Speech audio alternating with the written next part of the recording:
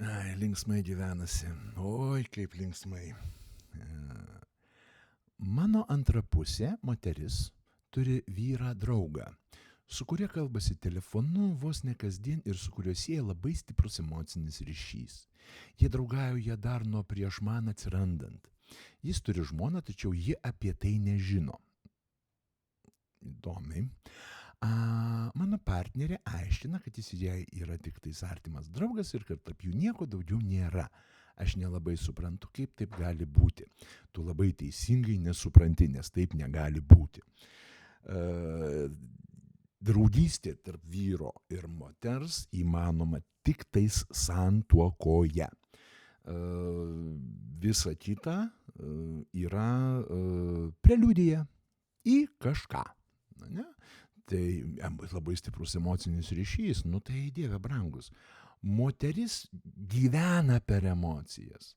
Tai jeigu jau emocinis ryšys, tai realiai jinai labiau antra pusė tam vyrui. Jis turi žmoną. Čia aš nelabai suprantu, o tai jo žmona kaip žiūri į šitą jų draugystę. Žodžiu, taip, moterys gali savo galvelėje sugalvoti, kad tas vyras jai tik draugas. Čia tik moteris taip gali sugalvoti ir tai toli gražu nebus tiesa. Nes bet kokiam sveikam vyrui moteris gali būti draugė tik tuo atveju, jeigu jinai jam yra seksualiai patraukli, jeigu jis jos nori. Visi kiti variantai, jebrasori, visa kita neįmanoma. Ir čia gali kas nori, kaip nori argumentuotai aiškinti, pasiskaitykite literatūrą ir nusiraminsite.